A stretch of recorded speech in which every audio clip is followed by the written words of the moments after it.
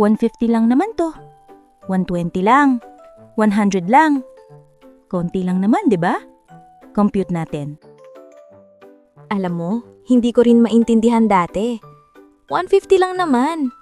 Oo nga naman. Hindi naman sobrang laki. One-time expense lang. Kaso, isa lang ba talaga? Tingnan natin. Monday, milk tea. Tuesday, milk tea ulit. Wednesday, deserve ko to. Wednesday na. Thursday, milk tea. Friday, TGIF, milk tea ulit. Ilan na yun? 5.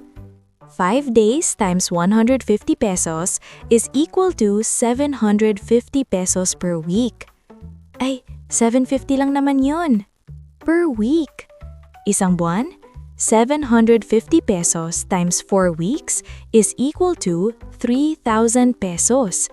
Isang taon, 3,000 pesos times 12 months is equal to 36,000 pesos. Sa bagay, baka naman hindi ka naman umiinom ng milk tea everyday. Kape lang, morning coffee, kailangan mo yon para gising ka, di ba? 120 pesos. Konti lang compared sa milk tea, kaya go lang. Monday to Friday, 5 days times 120 pesos equals 600 pesos per week.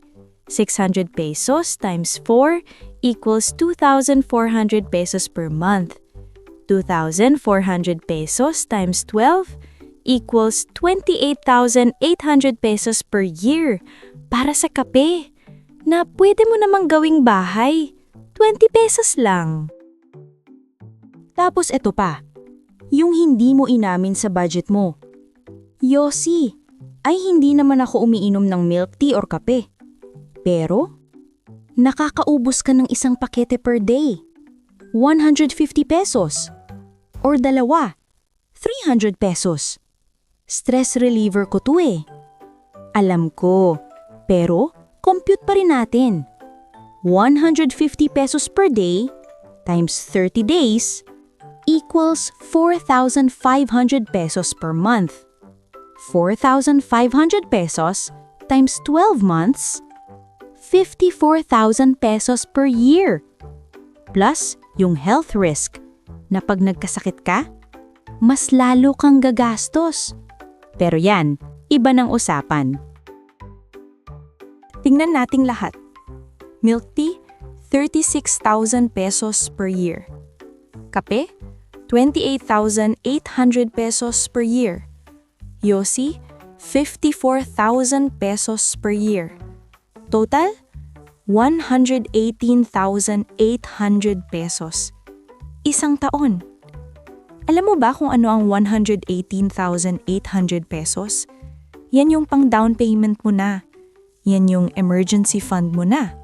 Yan yung investment mo na. Yan yung pang travel mo na with family. Pero nasaan? Naubos. Sa konti lang naman. At alam mo kung ano ang mas nakakainis? Hindi mo man lang na-enjoy lahat. Kasi routine lang yan. Bumili, ubos. Tapos na. Walang natira. May memory, wala. Pero ano nga ba pwede mong gawin? Una, gawa ka ng sarili mong kape. 20 pesos lang. Hindi ka naman umiinom para sa ambiance eh. Kailangan mo lang ng caffeine. Di thermos mo. Same effect. 100 pesos saved. Pangalawa, occasional treat lang. Once a week. Friday. Para special. Para may something to look forward to. Hindi na routine. Naging reward. Mas masarap pa yun. Pangatlo, yung Yossi.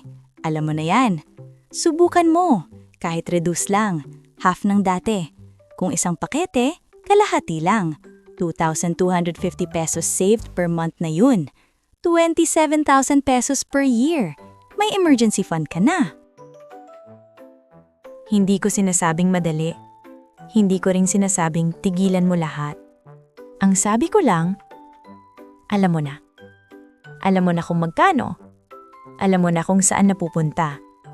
Ngayon tanong, anong gagawin mo? Ako nga pala si Ate Karen, at kung natulungan ka ng video na to, mag-subscribe, i-like, at i-click yung notification bell para updated ka. Kasi next video, mas malalim pa. May mas malaking gastos pa kaysa kape at milk tea at hindi mo pa napapansin. Abangan mo yon. Hanggang sa susunod. Track mo gastos mo this week. Lahat. Kahit 20 pesos lang. Isulat mo. Tignan mo kung magkano after 7 days. Alam ko, mabibigla ka. Ito si Ate Karen, caring for your future.